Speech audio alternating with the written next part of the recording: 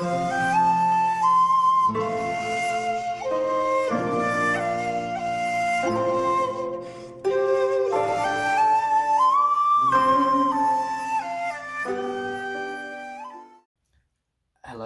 and welcome to Karate Time.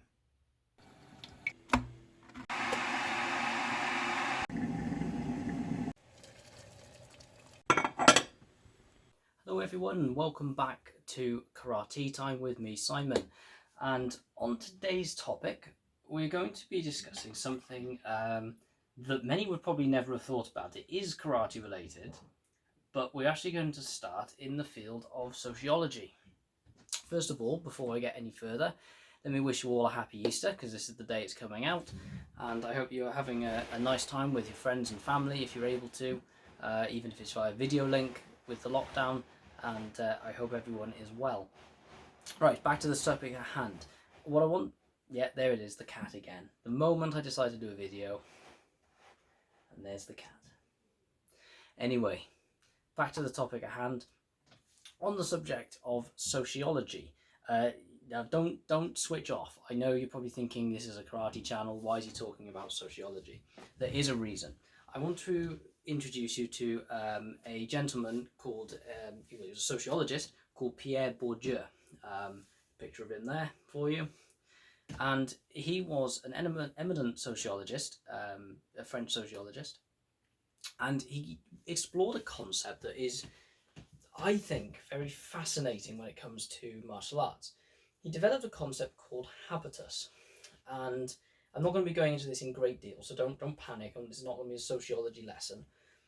But the concept of habitus is this idea of having the norms and the values and the behaviours of a particular social group, and at which point you begin to embody those characteristics, so they become habitual to that person. For those who are interested and want to know a bit more, I do recommend this book here, Understanding Bourdieu, by John Webb, Tony Shirato, and Jeff Danaher. I hope that's how it's pronounced. It's a very, very good book that goes through his main sociology concepts, and it's very easy to read, and it's very, very good. I do recommend. The reason I bring up this subject is a question that I sometimes ask myself is, what does it mean to be a karateka, a karate practitioner? And I can't really tell you. It's as soon as I hit on a particular idea or a particular view, there's something comes along, or a comment or something that makes me want to redefine that. So with this idea of habitus, about embodying certain sets of behaviours, it really does fit the martial art world, because we proclaim to be something that is beyond just physical combat and self-defense. The whole purpose is that it's character building, and it develops us mentally as well, and some people would also say it develops us spiritually, perhaps, and in essence it turns us into good members of society. Well, the only way that can happen is if we are embodying or learning a set of values and behaviours and norms that are good. And this kind of follows on what we discussed last week about tradition, about the idea that things that are good should be kept and other things should be removed. And I mentioned that the values and the ethics or the morals that are supposed to be taught through karate practice, those are traditions that should keep coming. And it leads us really into this idea. So the question I have here is, how does a karate practitioner become a karate practitioner, and not just someone who does karate, does kicks and punches? This concept was actually, I'm not the first one to think of this. I have a second book here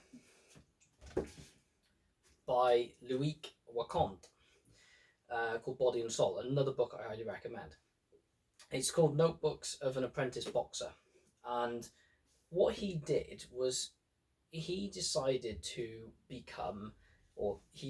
join a boxing club as a social experiment. He never thought about going into a boxing club, never thought about getting into a boxing ring.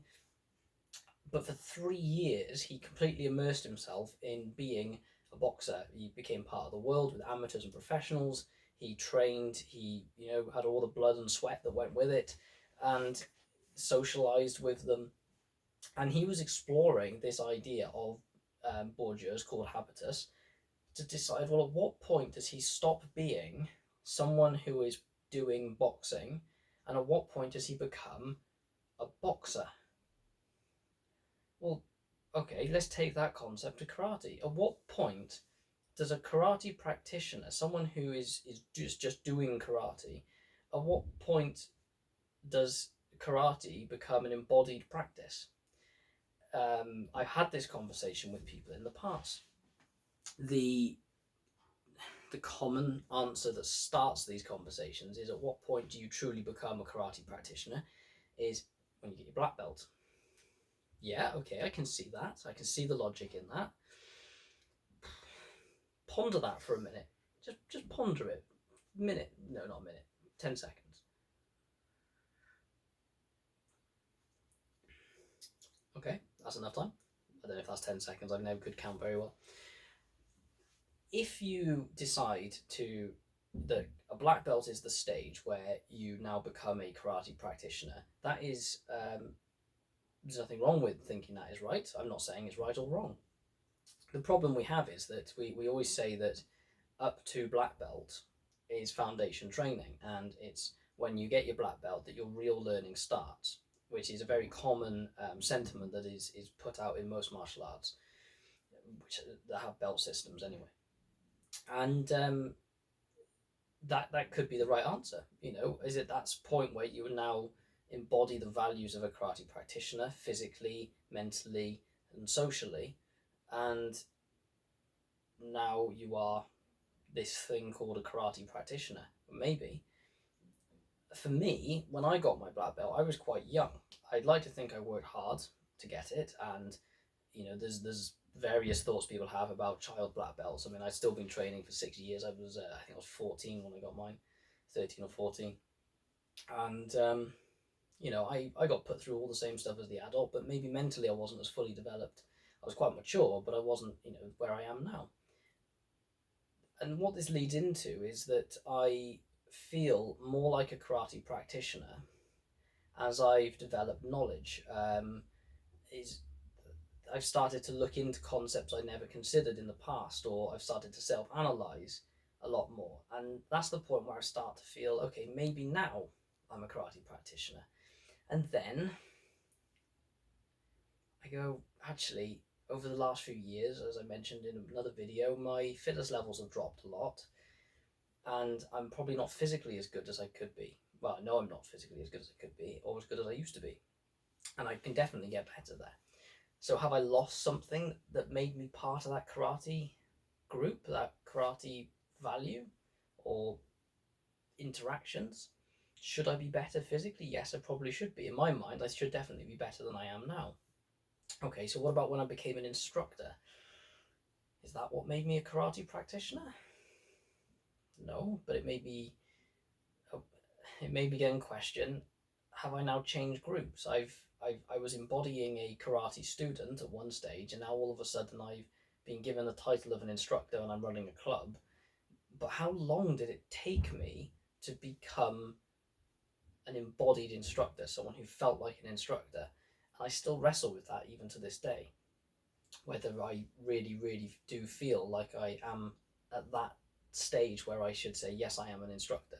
I feel confident I could teach others, but sometimes I have doubts about whether I'm at my best ability to therefore pass some of these things on.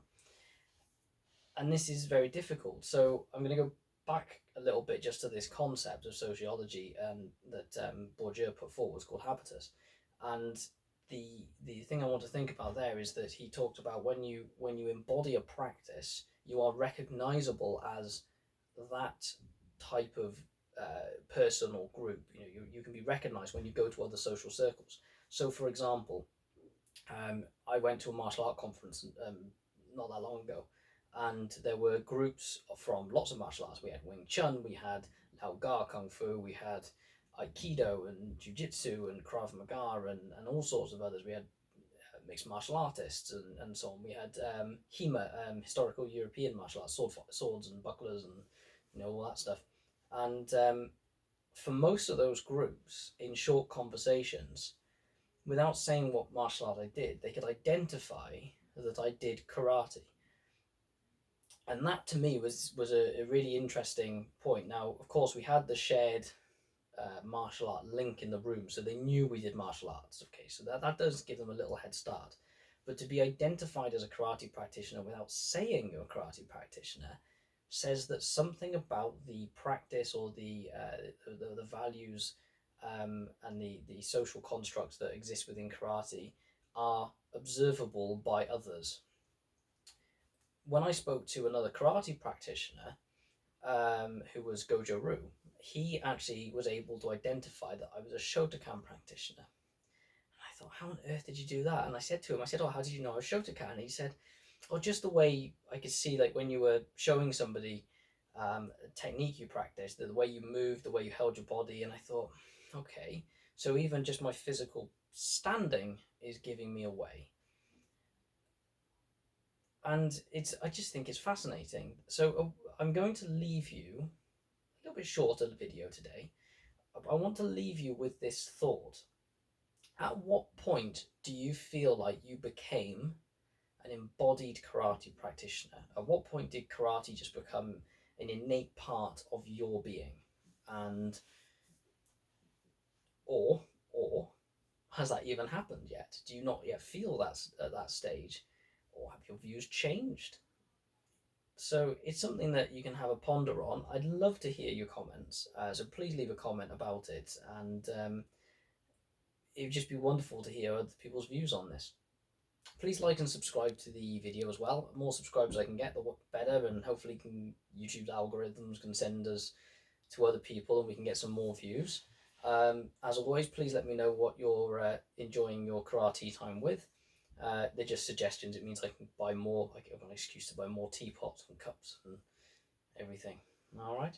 And other than that, take care, everyone, and I will catch you on the next one. Enjoy your Easter. Bye.